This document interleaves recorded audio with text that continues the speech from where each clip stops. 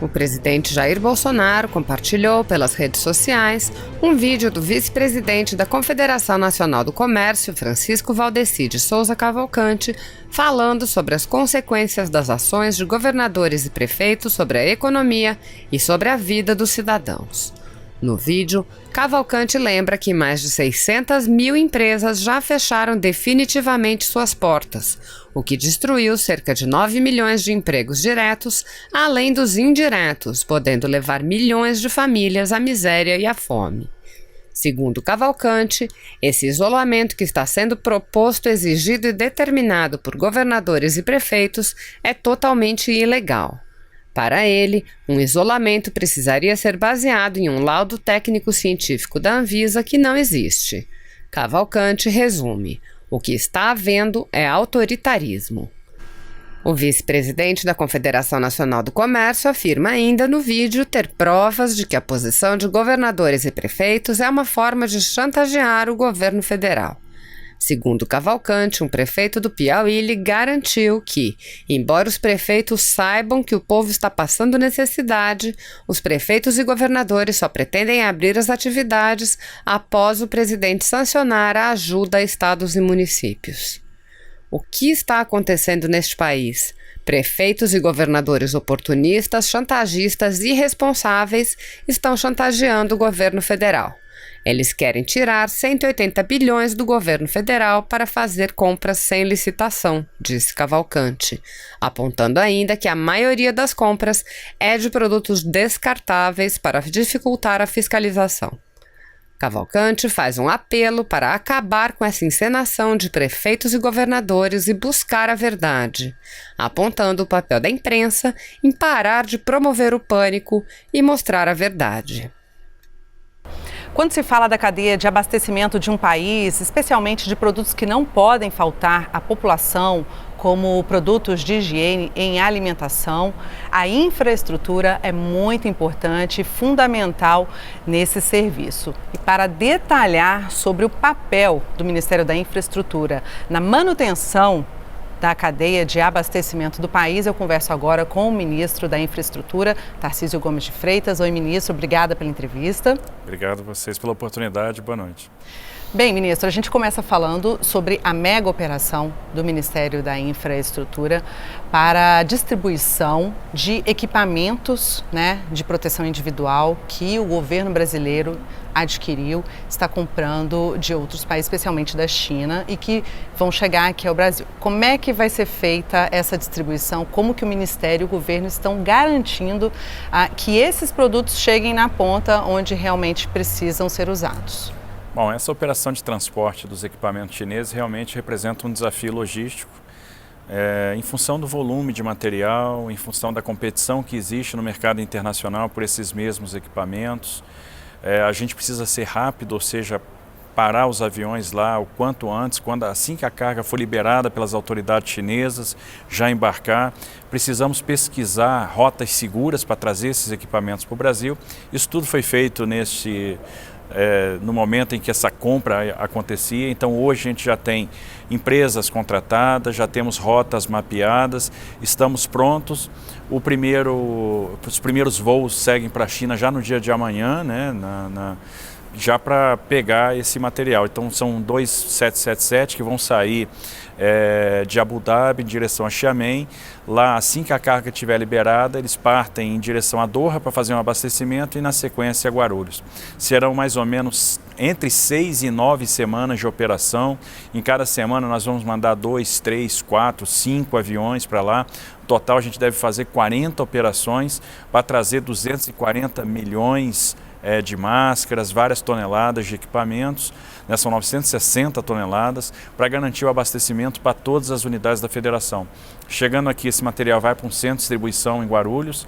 Nós vamos usar tanto o centro de distribuição do Ministério da Saúde, quanto o centro de distribuição do Comando da Aeronáutica, e vamos redistribuir essa carga, separar os lotes por unidades da federação e fazer essa distribuição usando aí a nossa malha aérea, os aviões comerciais que nós temos aí operando numa malha mínima, botando essa carga no porão e fazendo a distribuição para as principais cidades, para as cidades hub, a partir dessas cidades, ou a gente vai fazer o deslocamento aéreo ou via rodoviário, de maneira que todas as unidades da federação recebam esses materiais. É importante ressaltar isso, né, ministro, que além de ter toda essa operação para trazer para cá, tem também uma segunda etapa, que é a operação para distribuição para estados e municípios. Exatamente. E existe um acordo também com os municípios para que flua mais fácil essa distribuição. Exato. A nossa previsão é, chegando a carga, a gente tem conseguido, né, graças ao apoio da Receita Federal e da Anvisa, liberar muito rapidamente isso na chegada do material. A gente libera em minutos.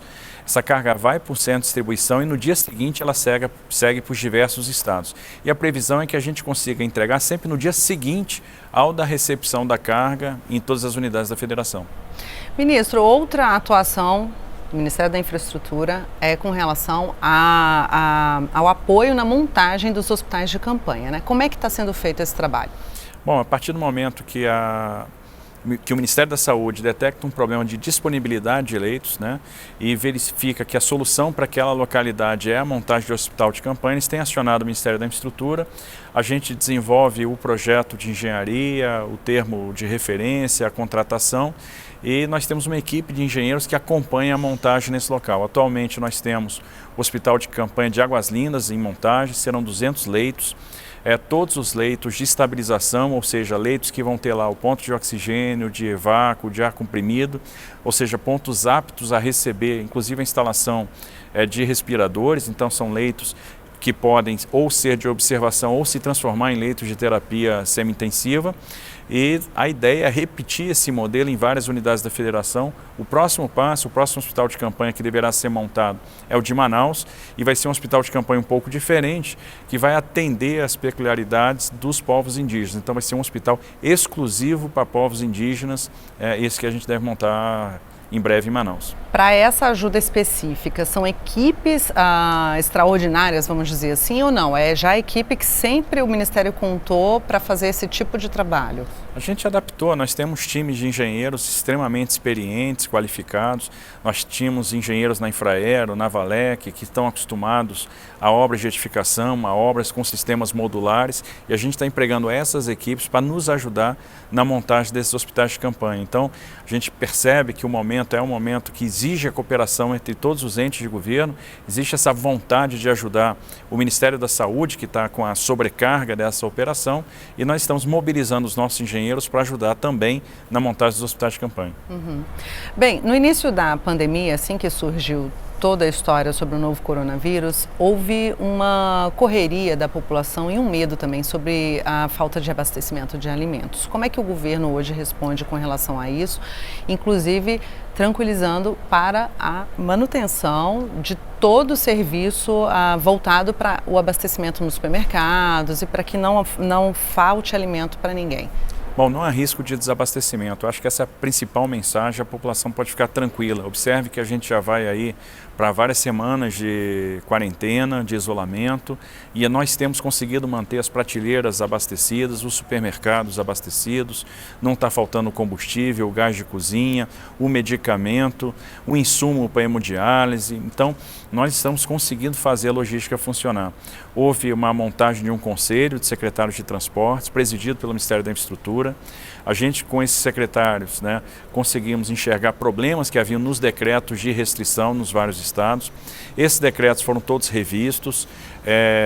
A atividade de transporte de carga ela foi excepcionalizada, bem como as atividades necessárias ao suporte a essa atividade. Então, houve uma facilitação geral, uma facilitação. O que ficou de fora das restrições? A oficina mecânica, a autopeça, a borracharia, o restaurante de beira de estrada, ou seja, aquelas instalações, aquelas estruturas, aqueles comércios que eram necessários para que o transporte rodoviário de carga acontecesse, né? No caso do transporte intermunicipal, às vezes a gente tinha o operário de uma fábrica importante de alimentos que mora numa cidade, tinha restrição de transporte para outra cidade. Conseguimos também, junto às prefeituras e aos aos governos dos estados os fretamentos especiais para garantir que as fábricas de alimento, as fábricas de embalagens, elas funcionassem justamente para garantir esse abastecimento. Houve uma grande cooperação de todos os entes da federação e isso proporcionou, fez com que a logística fosse mantida, tivesse preservada, estivesse funcionando e a gente consegue então garantir o abastecimento. Não temos problema, não teremos problema. A gente fala muito do setor das estradas, né, dos transportes rodoviários, mas um outro setor bastante atingido pela pandemia foi o setor aéreo, né, ministro? O que o Ministério da Infraestrutura tem feito voltado especificamente para o setor aéreo, inclusive no que diz respeito à manutenção de um mínimo de voos para atender às necessidades de quem precisa viajar? Seguramente o setor aéreo foi o mais afetado, né? Houve uma redução drástica da demanda, uma sequência de cancelamentos de viagens. Nós conseguimos editar uma medida provisória que estabeleceu o diferimento de pagamento de tarifas aeroportuárias, também um prazo maior para devoluções em dinheiro de passagens, então isso preservou o fluxo de caixa. A gente está trabalhando com as empresas aéreas na estruturação de uma malha mínima, onde nós vamos ter determinados segmentos, determinadas origens e destinos que vão ser atribuídos a uma companhia.